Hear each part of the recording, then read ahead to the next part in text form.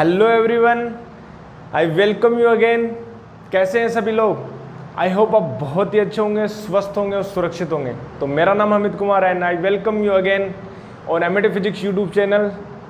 And in this lecture we will discuss about the torque on electric dipole whenever we place an electric dipole in uniform electric field, uniform external electric field. What happens, what kind of forces, what kind of torque the electric dipole experiences on itself. Let's discuss in this lecture and I welcome you again. So कैसे हैं बता देंगे मुझे जल्दी से, and अपनी notebook को जल्दी से ओपन करेंगे एंड नोट डाउन करना स्टार्ट करेंगे। ठीक है, तो स्टार्ट करें। बहुत बढ़िया। तो प्रीवियस लेक्चर में हमने बताया था आपको कि इलेक्ट्रिक डायपोल जो है कैसे अपने पास उसके इलेक्ट्रिक फील्ड्स होते हैं एक जनरल पॉइंट के ऊपर। जब भी हम कोई रैंडम जनरल पॉइंट लें वहाँ पर आप इलेक्ट्रिक फील्ड को कैसे कैलकुलेट करेंगे, ठीक है ना, कैसे कैलकुलेट करेंगे जनरल पॉइंट से। तो वहाँ पर हमने प्रीवियस लेक्चर में आपको बताया था जिसकी जो रिजल्ट आई थी Kp/r³ under root 1+3 cos square theta, ये अपने पास उसका मैग्नीट्यूड फॉर्म आई थी। एंड डायरेक्शन हमने अल्फा की टर्म से बताया था tan अल्फा = 1/2 × tan थीटा, ये अपने पास रिजल्ट आया था। एंड आई होप आपने चेकआउट कर लिया होगा video. And in this lecture we will discuss जब किसी इलेक्ट्रिक डायपोल को, ठीक है, जब किसी इलेक्ट्रिक डायपोल को यूनिफॉर्म इलेक्ट्रिक फील्ड में, ध्यान दीजिएगा, I am saying uniform electric field, whenever we place any electric dipole in any uniform external electric field, then what happens, let's discuss। ठीक है, तो हेडिंग ये डालेंगे what happens the when we put any electric dipole in external uniform electric field। okay, so let's start। so heading ये डालेंगे electric dipole, electric dipole, electric dipole in uniform external electric field, uniform external electric field. Okay, so ये अपने पास आज की heading होगी और इस topic को हम अच्छे से कवर करेंगे। ठीक है, बहुत बढ़िया। तो स्टार्ट करते हैं भाई। ठीक है, let me check video. Okay, it's on going well. So मैं क्या करता हूँ, पहले एक इलेक्ट्रिक डायपोल लेते हैं। ठीक है, तो कंसीडर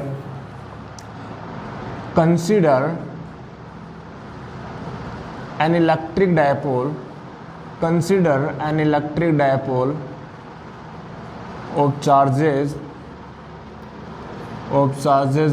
-q and +q, ठीक है, and with its length 2a। ठीक है, बहुत बढ़िया। Consider the dipole is placed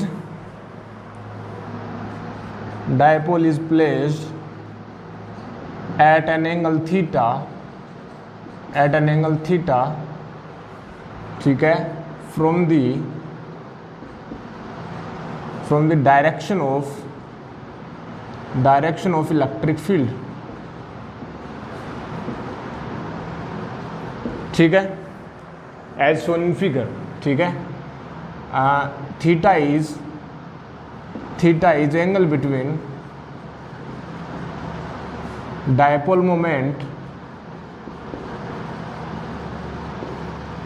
moment and electric field. ठीक है, ये अपने पास सिचुएशन है। ठीक है, ये अपने पास सिचुएशन दे रखी है। कैसे दे रखी है सर? देखो, ये मैंने क्या बोल दिया, ये अपने पास यूनिफॉर्म इलेक्ट्रिक फील्ड है। ठीक है, ये अपने पास क्या है, यूनिफॉर्म इलेक्ट्रिक फील्ड है।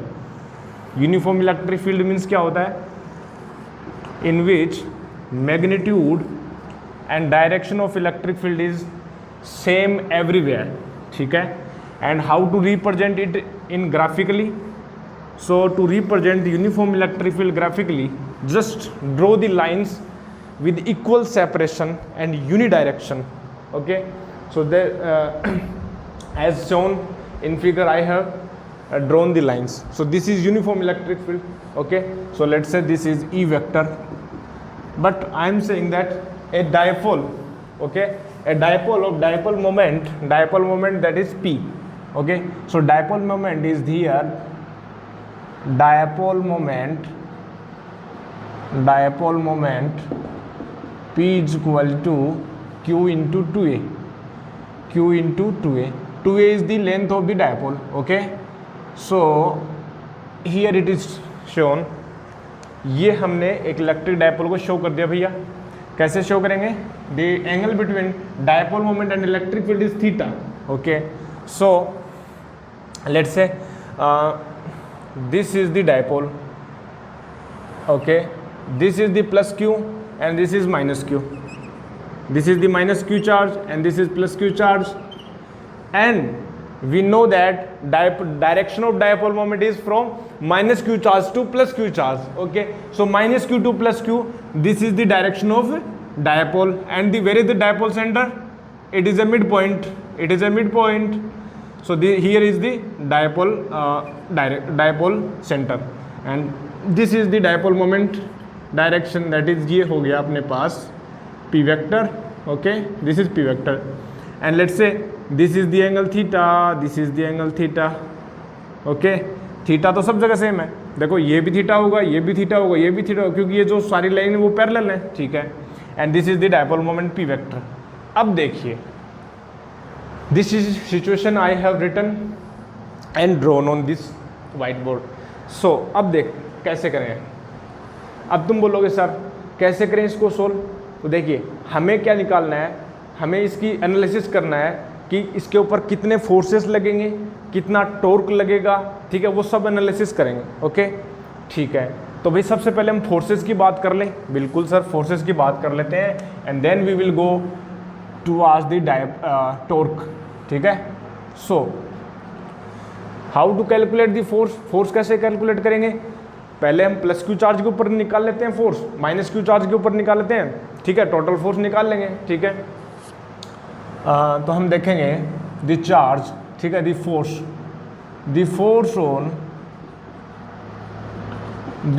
On plus Q charge, the force on plus Q charge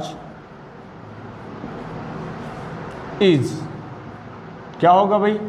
अपने पास जो होगा सर प्लस क्यू चार्ज के ऊपर जो फोर्स है, F plus Q is equal to Q into E vector, because this is the plus charge, ठीक है। तो फोर्स जो होगा वो इलेक्ट्रिक फील्ड की डायरेक्शन में होगा। बिल्कुल sir. And now the force on minus Q charge, the force on minus q charge, what is the force on minus q charge is? So this is the f minus q, and this will be minus q e vector. Okay, ये जो होगा अपने पास force होगा minus q के ऊपर, वो opposite होगा। क्यों? क्योंकि इसके ऊपर जो चार्ज है उसका जो पोलैरिटी है वो अपोजिट है। So if I draw in the figure, then this is in the direction of electric field, so this is the force F plus Q, this is the plus Q force, ठीक है sir, and this is the minus Q force, minus force on the minus Q charge, this is the F minus Q force, ठीक है sir, बहुत बढ़िया। Now how to calculate total force? How to calculate?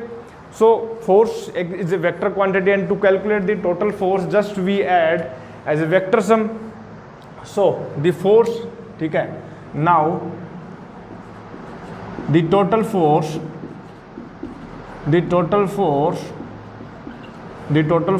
on dipole will be, what will be? Total force, and this will be F total, कितना होगा भाई? Plus Q के ऊपर total और माइनस क्यू के ऊपर मीन्स मैं ये बोल दूंगा यहाँ पर प्लस क्यू के ऊपर लगेगा, प्लस अपने पास माइनस क्यू के ऊपर लगेगा force, and this is the total force, और ये होगा अपने पास plus Q E vector minus Q E vector, दोनों इक्वल मैग्नीट्यूड में हैं, अपोजिट डायरेक्शन में, तो टोटल फोर्स कितना हो जाएगा 0, कितना हो जाएगा 0 वेक्टर। सो हम ये बोल सकते हैं हैंस ठीक है, hence when we put an electric dipole, ठीक है, when we put an electric dipole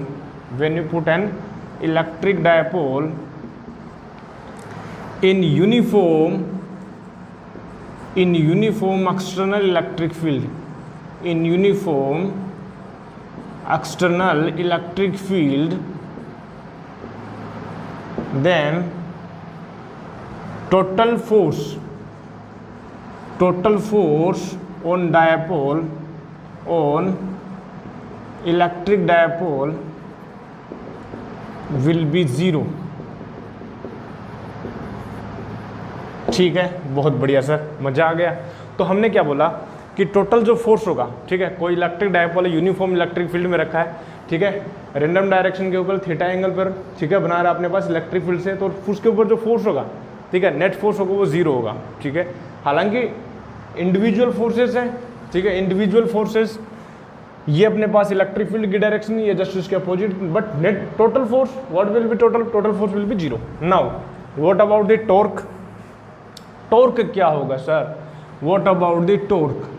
so torque की यदि मैं बात करूं मेरे बच्चे, देख यदि मैं टॉर्क की बात करूं तो टॉर्क होता क्या है, ठीक है, टॉर्क जो होता है यदि हम बात करें, यदि ट्रांसलेशन मोशन की बात करें तो ट्रांसलेशन मोशन में जो भी यदि बॉडी यदि मूवमेंट में है, मोशन में है, तो अपने पास वहाँ पर ट्रांसलेशन फोर्स की बात करते हैं, ठीक है। जो मोशन में यदि कोई बॉडी लीनियर मोशन में है, ठीक है, 2 डायमेंशन मोशन में, तो वहाँ पर जो हम बात करते हैं, ठीक है, 2 टाइप की मोशन होती है अपने पास, ठीक है ना। ये एक तो बात करते हैं हम ट्रांसलेशन मोशन, एक होते हैं रोटेशनल मोशन, ठीक है। तो रोटेशनल मोशन में जो फोर्स की जगह जो वर्क करती है, जो क्वांटिटी, उसको बोलते हैं हम टॉर्क। और ट्रांसलेशन मोशन की यदि मैं बात करूं तो ट्रांसलेशन मोशन में यदि बात करें तो वहाँ पर जो अपने पास आता है वो फोर्स आता है, ठीक है, ट्रांसलेशन फोर्स एफ वेक्टर, और वहाँ पर टॉर्क वेक्टर। अब इनमें रिलेशन होता है, ठीक है। जब भी टॉर्क आएगा तो टॉर्क को आप किसी एक पर्टिकुलर पॉइंट के अबाउट उसको डिफाइन करते हैं, ठीक है, किसी एक्सिस के लिए या किसी पॉइंट के सापेक्ष आप उसको डिफाइन करते हैं। कैसे सर, देखो 11th में तो आपने पढ़ा नहीं होगा, ठीक है, 11th में तो आपने पढ़ा नहीं होगा, लेकिन अब बताएं आपको। देखो हम बात करें, देखो ये मान लीजिए कोई पॉइंट है, ठीक है, या ऑब्जर्वर है, ठीक है, ये मान लीजिए ऑब्जर्वर है, ठीक है, और यहाँ से मान लीजिए आर वेक्टर अपने पास पोजीशन वेक्टर, यहाँ पर कोई फोर्स अपने पास एप्लीकेबल हो रहा है। मान लीजिए ये कोई बॉडी है, कोई ऑब्जेक्ट है, वहाँ पर फोर्स अप्लाई हो रहा है, ठीक है, और ये फोर्स जो है वो इस डायरेक्शन में, ठीक है ना, ये फोर्स किस डायरेक्शन में, इस डायरेक्शन में, ठीक है। Now according to the definition of the torque we know that torque की जो अपने पास डेफिनेशन होती है वो टॉर्क इक्वल टू होता है R vector cross F vector, ठीक है। टॉर्क वेक्टर क्या होता है, एक्सियल वेक्टर होता है, ये क्या होता है, एक्सियल वेक्टर होता है रोटेशनल मोशन के लिए। अब टॉर्क वेक्टर को यदि हम इसके मैग्नीट्यूड की बात करें तो ये होता है अपने पास R F sine theta, R F sine theta. अब देखो टॉर्क को बताने के लिए आप ऐसे बोल सकते हो, देखो are F sine theta, R F sine theta आप ऐसे भी बोल सकते हो, या आर साइन थीटा एफ भी बोल सकते हो, आप कोई भी बात कर सकते हैं, दोनों बातें की है। देखो आर वेक्टर और ये जो एंगल है, ये जो थीटा एंगल है वो आर वेक्टर और एफ वेक्टर के बीच का एंगल है, ठीक है। So if I draw R vector direction, so this is the r vector direction, okay, so this is the direction of r vector, okay, so this is the direction of r vector। और angle जो होगा अपने पास ये होगा theta, R vector cross F vector का। Theta angle ऐसे तो लेते हैं ना, ठीक है, यहाँ से इसकी जो अपने पास टेल है, इसकी टेल को ज्वाइन करो और फिर जो इनके बीच का एंगल है वो थीटा हो जाएगा। अब बात करें सर एफ साइन थीटा कहाँ पर है, देखो एफ साइन थीटा की बात कर रहा हूँ मैं, ठीक है, एफ साइन थीटा। तो देखो ये वाला जो कंपोनेंट है, ये वाला जो कंपोनेंट होगा ये तो आर केप की डायरेक्शन है, ठीक है। देखो ये वाला जो कंपोनेंट है, ये वाला कंपोनेंट है अपने पास F cos theta and this is the F sine theta. तो एफ साइन थीटा जो आ रहा है अपने पास वो क्या आर वेक्टर के परपेंडिकुलर आ रहा है, बिल्कुल सर, आर वेक्टर क्या आ रहा है, परपेंडिकुलर। तो देखो यहाँ पर हम ऐसे बोलते हैं कि आर एफ परपेंडिकुलर, ठीक है, आर एफ परपेंडिकुलर यानी परपेंडिकुलर कंपोनेंट, ठीक है, ये परपेंडिकुलर कंपोनेंट है एफ साइन थीटा, ठीक है, और ये अपने पास एफ कोस थीटा। इसका मतलब ये जो एफ साइन थीटा है ये वाला वो फोर्स का कंपोनेंट है जो अपने पास टॉर्क को प्रोवाइड करता है, टॉर्क को प्रोवाइड करता है, मतलब ये फोर्स जो है वो टॉर्क को प्रोवाइड करेगा, और एफ कोस थीटा जो है वो टॉर्क को प्रोवाइड नहीं करेगा, ये वाला जो केवल ट्रांसलेशन मोशन के लिए जिम्मेदार होगा, ठीक है। और मान लीजिए ये कोई रोड है, ठीक है, ये मान लीजिए कोई रोड है, ठीक है, प्लास्टिक की रोड या अपने पास है जो भी रोड है अपने पास, और ये यहाँ पर इसको को हमने हिंज कर दिया, ठीक है, मतलब इसको बांध दिया, तो केवल ट्रांसलेशन तो होगा नहीं, केवल रोटेशन होगा, ठीक है, केवल क्या होगा, रोटेशन होगा। बहुत बढ़िया। अब एक बात बताओ, ठीक है, क्या मैं आर साइन थीटा, देखो आर साइन थीटा किस तरफ होगा, यदि तुम वही बोलोगे सर मैं तो एफ परपेंडिकुलर नहीं लूंगा, मैं तो इस हिसाब से चलूंगा आर साइन थीटा, तो आर साइन थीटा के हिसाब से चल सकते हो। देखो ये आर कैप है, ठीक है, इस आर वेक्टर को यहाँ पर बढ़ाओ इसको, ठीक है, आर वेक्टर को यहाँ पर बढ़ाओगे तो देखो क्या होगा, होगा क्या, देखो यदि हम बोलें यदि आर वेक्टर जो है, ठीक है, इसको आप यहाँ पर डिस्प्लेस करो, आगे की ओर डिस्प्लेस करो, तो ये आपने आर वेक्टर को डिस्प्लेस कर दिया और ये एंगल था थीटा। अब देखो ये वाला जो कंपोनेंट होगा वो कितना होगा, आर कोस थीटा, ठीक है ना, ठीक है, ये वाला इस तरह से, और ये वाला जो कंपोनेंट होगा, ठीक है ना, ये वाला देखो ये होगा अपने पास आर कोस थीटा, और ये वाला जो कंपोनेंट होगा वो कितना होगा, आर साइन थीटा, ये वाला, ठीक है ना, ये परपेंडिकुलर, सही है। देखो ये वाला, ठीक है ना, ये होगा अपने पास आर कोस थीटा और ये अपने पास होगा आर साइन थीटा, तो ये हो गया अपने पास आर साइन थीटा और ये होगा अपने पास आर कोस थीटा, ठीक है, ये आर कोस थीटा। अब बात करेंगे, देखो यहाँ पर कौन सा आ रहा है, यहाँ पर आर साइन थीटा आ रहा है, मतलब ये परपेंडिकुलर वाला अपने पास वेरी कर रहा है, ठीक है। देखो यहाँ पर था, ठीक है, और ये एंगल था अपने पास थीटा, ये जो है अपने पास कोस थीटा हो गया, और ये जो हो गया अपने पास, ठीक है ना, ये तो अपने पास कोस थीटा हो गया, और ये जो हो गया अपने पास साइन थीटा हो गया, तो ये इस प्रकार से अपने पास साइन थीटा। ये वाला यहाँ पर क्या कर रहा है, परपेंडिकुलर है, तो इसको भी हम क्या कर देंगे, आर परपेंडिकुलर। तो दो तरीकों से आप डेफिनेशन को डिफाइन कर सकते हो, या तो आप आर एफ परपेंडिकुलर बोल दो या आर परपेंडिकुलर इनटू एफ बोल दो, दोनों वे से आप टॉर्क को निकाल सकते हैं। बट हम कौन सा लेंगे, हम यूज में लेंगे केवल एफ परपेंडिकुलर, क्योंकि यही जो है कन्वेंशनली लिया जाता है, ठीक है, और इजी भी रहता है। कन्वेंशनली का कोई मतलब नहीं है, इजी भी रहता है, ये वाला जो है अपने पास इजी रहेगा। हम जो है केवल टॉर्क को कैलकुलेट करते टाइम हम जो है केवल फोर्स जो परपेंडिकुलर उसको डायरेक्ट लिख देंगे, ठीक है, साथ ही साथ में इसकी डायरेक्शन भी होगी, ठीक है, एक्सियल वेक्टर है तो अपने पास इसकी डायरेक्शन जो है तो हम कैसे लेंगे, राइट हैंड रूल से निकालेंगे, ठीक है, वेक्टर क्रॉस से, तो हम क्या करेंगे, आर वेक्टर की डायरेक्शन में अपने अंगुलियों को रखोगे, ठीक है, पुट करेंगे, तो आर वेक्टर को हमने रखा, फिर फोर्स वेक्टर की डायरेक्शन में हमने इसको अंगुलियों को मोड़ा, तो अंगूठा जो है प्लेन के परपेंडिकुलर इनवर्ड डायरेक्शन में आ रहा है, तो हम बोल देंगे तो ये जो अपने पास जो थंब है इनवर्ड डायरेक्शन में परपेंडिकुलर इनवर्ड, सो ये एक्सियल वेक्टर की डायरेक्शन, मतलब ये हम बोलेंगे ये क्लॉकवाइज डायरेक्शन में, ठीक है, तो हम बोल देंगे ये क्लॉकवाइज डायरेक्शन में, ठीक है, क्लॉकवाइज हो गया, क्लॉकवाइज, ठीक है, ये अपने पास हमने बताया, ठीक है।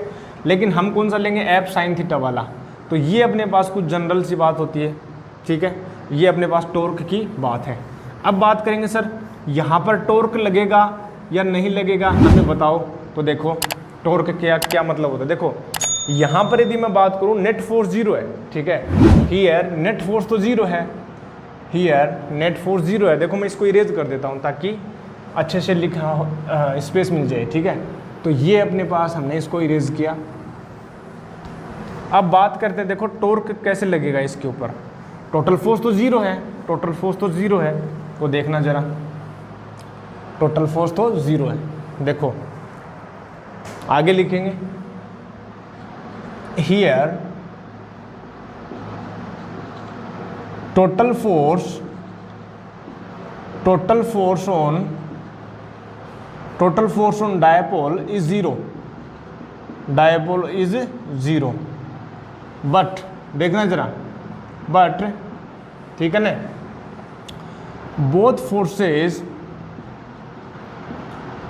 forces are not acting on same point, एक ही पॉइंट के ऊपर ये एक्ट नहीं कर रहे, ठीक है, their line of action, their line of action, their line of action is not same, is not same, ठीक है, बिल्कुल सही है, ठीक है। लाइन ऑफ एक्शन सेम नहीं है, कैसे नहीं है सर? देखो, क्या ये जो दो फोर्सेस हैं, क्या ये दो फोर्सेस एक ही पॉइंट पर एक्ट कर रहे हैं क्या? मैं ये बोल रहा हूँ कि ये जो माइनस क्यू ई फोर्स है, ठीक है, और एक प्लस क्यू ई फोर्स है, ठीक है, क्या वो एक ही पॉइंट पर है क्या? किसी एक ही पॉइंट, मतलब ये वाला पॉइंट एक थोड़ा ना सर, अलग अलग है। तो ये एक तो तब होता जब ये वाला भी इसी पर लगे, ठीक है, ये इसी पर लगे, एक पॉइंट तो नहीं है। साथ ही साथ एक पॉइंट तो है ही नहीं, लेकिन इनकी एक्शन, लाइन ऑफ एक्शन भी सेम नहीं है। मतलब ये इस लाइन ऑफ एक्शन में एक्ट कर रहा है और ये जो है इस लाइन ऑफ एक्शन में एक्ट कर रहा है, सेम लाइन ऑफ एक्शन नहीं है।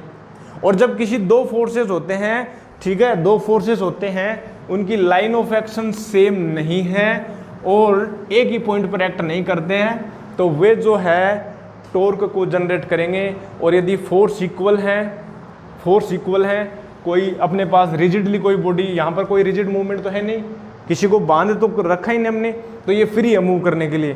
तो ऐसे फोर्सेस इक्वल एंड अपोजिट, ठीक है, इक्वल एंड अपोजिट, और एक ही लाइन ऑफ एक्शन पे नहीं है, वो फोर्सेस वो कपल को जनरेट करते हैं, ठीक है ना। कौन सा कपल की बात कर रहा हूँ मैं? कौन सा कपल की बात कर रहा हूँ सर? कौन से कपल की बात कर रहा हूँ? वो कपल जो है, दो फोर्सेस जो है इक्वल एंड अपोजिट, ठीक है, इक्वल एंड अपोजिट डायरेक्शन में, और एक्शन ऑफ लाइन जो इन दोनों की सेम नहीं है, ठीक है ना। गुस्सा पड़ेगा मेरे बच्चे अगर तू रॉन्ग वे में लेके गया तो, है ना। देखो आ जाओ, छोड़ो इन बातों को। मैं क्या बोल रहा हूँ मेरे बच्चे? मैं ये बोल रहा हूँ, देखो यहाँ पर ये फोर्स और ये फोर्स, ठीक है, अपोजिट डायरेक्शन में, बिल्कुल सर अपोजिट है, बहुत बढ़िया। अब देखो ये जो है एक्शन ऑफ लाइन, ये वाली अगर एक्शन ऑफ लाइन सेम कब होती? जब ये वाला फोर्स इस डायरेक्शन में मूव एक्ट करे और ये वाला फोर्स भी अपोजिट डायरेक्शन में एक्ट करे, तो वो टॉर्क को जनरेट नहीं करेगा। अब यहाँ पर एक्शन ऑफ लाइन भी डिफरेंट है, देखो same point and there action of line is not same, hence they produce torque, hence, ठीक है, hence these forces generate torque. बिल्कुल सर, जनरेट करेंगे टॉर्क को जनरेट करेंगे। हमें पता लग गया क्योंकि हमने पढ़ कर आए 11th में, वो आपने पढ़ा नहीं है, ठीक है ना। कमेंट सेक्शन में बताएंगे मुझे कि किस किस को ये पहले से पता था कि अपने पास जो टॉर्क है वो कैसे निकालते हैं, साथ ही साथ टॉर्क की कॉन्सेप्ट क्या है, ठीक है, लाइन ऑफ एक्शन क्या है। ये थोड़ा बहुत धुंधला याद है तो मुझे बता देना ज़रूर, ठीक है ना, कमेंट सेक्शन में जल्दी से टाइप करके, मैं आई विल वेट, ठीक है, बहुत बढ़िया। अब देखो कि सर हम टॉर्क निकालेंगे, टॉर्क को जनरेट करेगा, and how to calculate torque, ठीक है,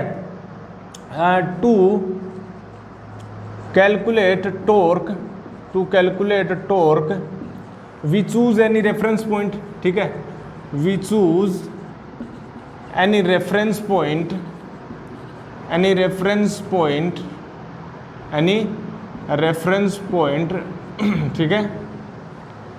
ठीक है, that makes easy calculation। तो जनरली वो पॉइंट अपने पास चूज करते हैं जो पॉइंट, ठीक है, जो पॉइंट एक फोर्सेस की पॉइंट के ऊपर रिएक्ट करे। तो मैं मान लेता हूं, देखो ये मैंने बोल दिया ए पॉइंट है, ये मैंने बोल दिया बी पॉइंट है। मैं क्या चूज करता हूं? मैं ये चूज कर देता हूं ये पॉइंट है, ठीक है, torque with respect two point A. क्यों मैंने लिया ये पॉइंट मैंने मेरे बच्चे इसलिए लिया क्योंकि यदि इस पॉइंट के अबाउट यदि आप टॉर्क को कैलकुलेट करोगे तो यहाँ पर जो है इस फोर्स के कारण टॉर्क 0 हो जाएगा। क्यों? क्योंकि टॉर्क जो होता है वो R इंटू एफ होता है। R जो होता है उस पॉइंट से डिस्टेंस होती है, बट आपने पॉइंट इस फोर्स के ऊपर ही ले लिया, इस पॉइंट पर ही ले लिया, तो डायरेक्ट जो डिस्टेंस R वो तो 0 हो गया। मतलब एक टॉर्क का तो खत्म हो गया कहानी, एक टॉर्क की कहानी तो खत्म होगी, बचे उस फोर्स की टॉर्क की कहानी खत्म हो गई। अब इस फोर्स का बचा, अब इस फोर्स का निकाल लेंगे, बहुत ईजी है, ठीक है। तो हम देखें, देखो torque about point A, point A के अबाउट में यदि मैं टॉर्क की कैलकुलेशन करूं तो वो क्या होगा, देखना जरा कैसे करेंगे। देखो टॉर्क ए के रिस्पेक्ट में हम निकालेंगे, तो कैसे निकालेंगे सर, कैसे निकाल लेंगे, हम क्या कहेंगे कि इसके अबाउट हम टॉर्क निकाल रहे हैं तो केवल यही फोर्स बचा, ठीक है, यही फोर्स बचा। तो देखो जरा टॉर्क हम निकालेंगे तो टॉर्क जो होगा हमने अभी भी बताया है, जो फोर्स है उस फोर्स से उसकी डिस्टेंस और उस डिस्टेंस के परपेंडिकुलर उसका कंपोनेंट ले लेंगे। यही तो किया है ना अभी, बिल्कुल। अब देखना जरा अपनी आंखों को खोलना जरा, ठीक है ना, देखना जरा। Let me take another marker if it is working और not. Oh my god, it's not working, so let me tell.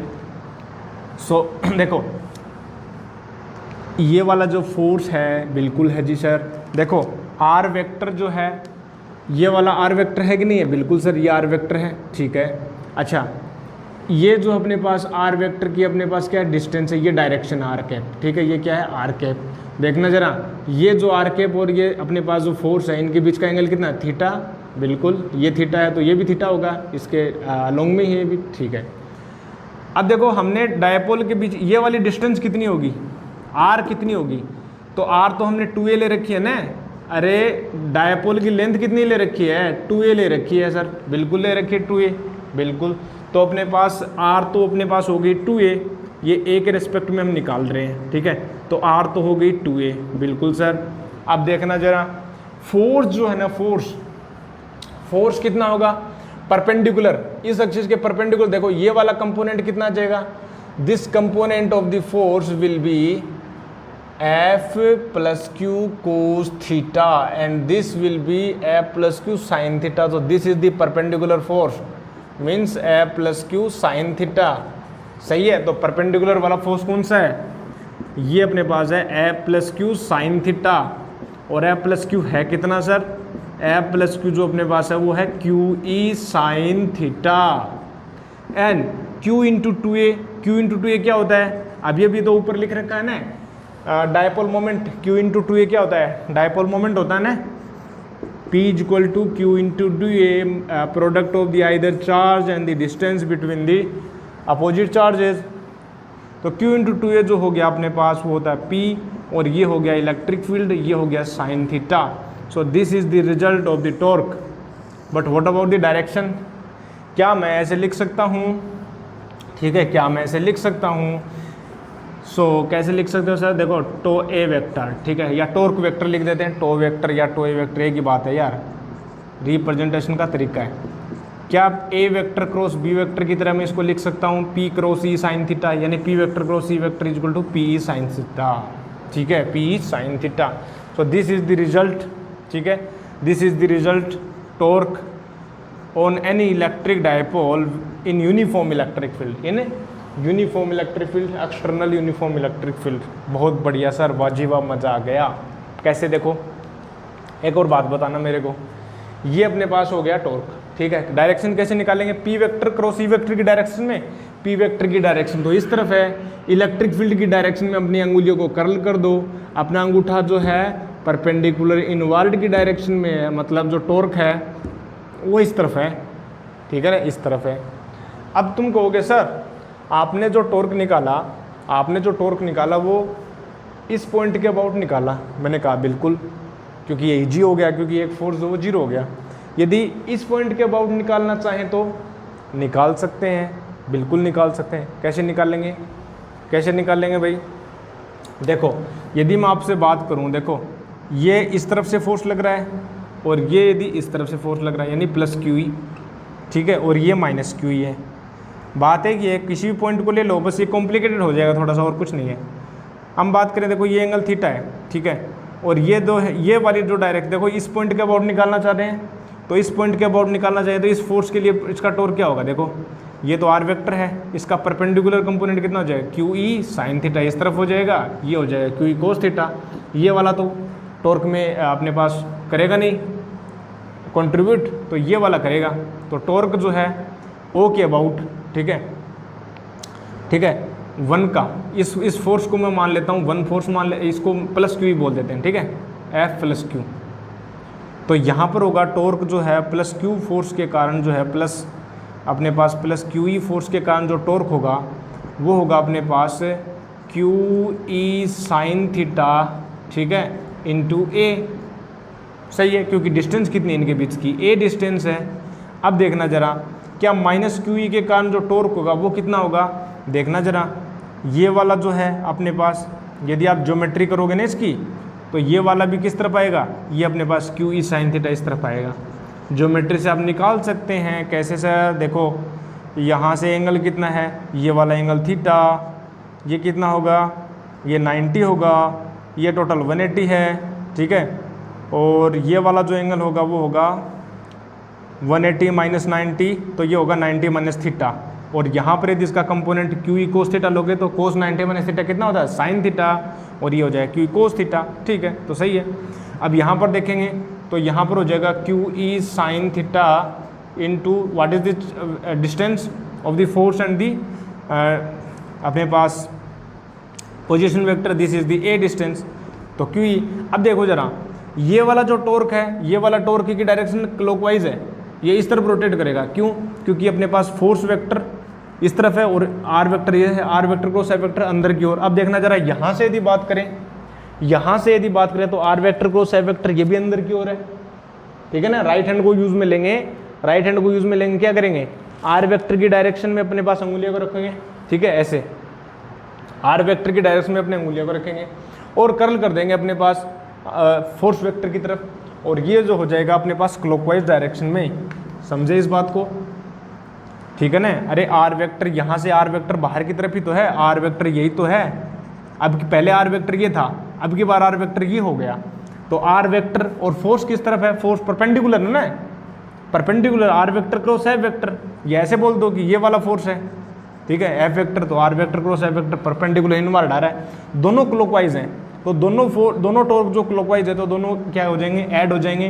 तो जो टोटल जो अपने पास जो टॉर्क होगा वो हो जाएगा Q E sine theta into A, Q E sine theta into A, मतलब 2 QE साइन थीटा, सेम ही आ रहा है P sine theta, Q into 2 A P हो जाएगा, पी साइन थीटा, सेम ही आ रहा है रिजल्ट, ठीक है ना। तो कैसे भी आप इसको सोल्व कर सकते हो, रिजल्ट सेम ही आएगा। तो ये हो गया अपने पास टॉर्क वेक्टर जो है अपने पास P vector cross C vector यानी पी साइन थीटा। बहुत बढ़िया, इसको जल्दी से क्या करेंगे, नोट करेंगे। फिर हम आगे इसकी थोड़े कुछ केसेस पढ़ते हैं, ठीक है, मैक्सिमम टॉर्क और वगैरह, जल्दी से इसको नोट करेंगे। ओके, सो नोट हो गया, बहुत बढ़िया। देखो जरा, अब बात करते हैं, देखो ये अपने पास हुआ टॉर्क, ठीक है,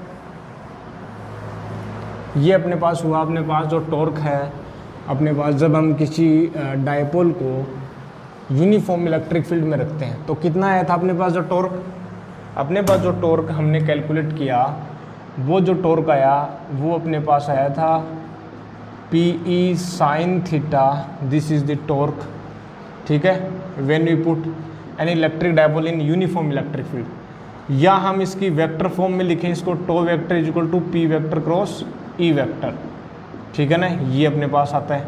अब देखो ये टॉर्क जो है ना, ठीक है ना, यदि हम बात करें केस फर्स्ट की, देखो इस टॉर्क की मैक्सिमम वैल्यू क्या होगी, देखो मैक्सिमम वैल्यू कब होगी, जब अपने पास साइन थीटा मैक्सिमम होगा, और साइन थीटा मैक्सिमम कब होगा, theta is equal to 90 degree के ऊपर।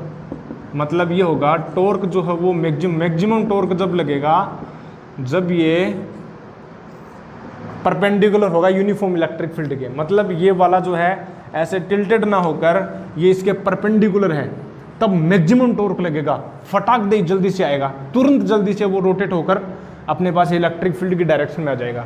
और whenever it comes in the direction of electric field then the force, ठीक है, when the electric dipole is in the direction of electric field then theta is equal to 0 degree, ठीक है।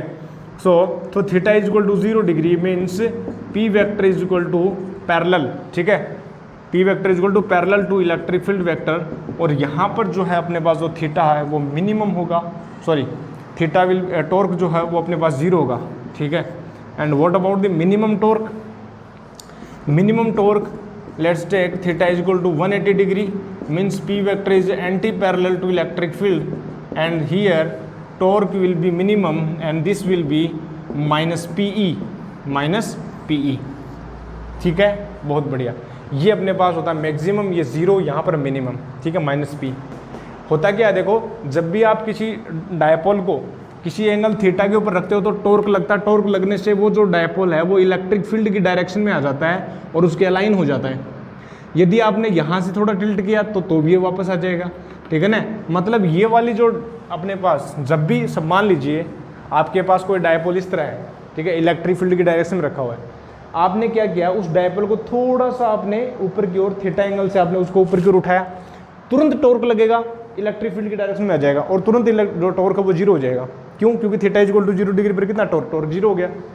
Again आपने reverse direction, मतलब नीचे की ओर आपने थोड़ा टिल्ट किया, वापस लग जाएगा टॉर्क, ठीक है ना। मतलब थोड़ा बहुत भी आप ऊपर नीचे कर रहे हैं तो तुरंत वो लग जा रहा है, टॉर्क लगा जा रहा है, ठीक है। अपनी जो स्टेट है उसमें वापस आ जाता है टॉर्क। तो अपनी जब कोई पार्टिकल जो है थोड़ा सा अपनी पोजीशन से डिस्प्लेस करने के पर वो वापस उसी पोजीशन पर आ जाए तो उसको हम बोलते हैं स्टेबल इक्विलिब्रियम।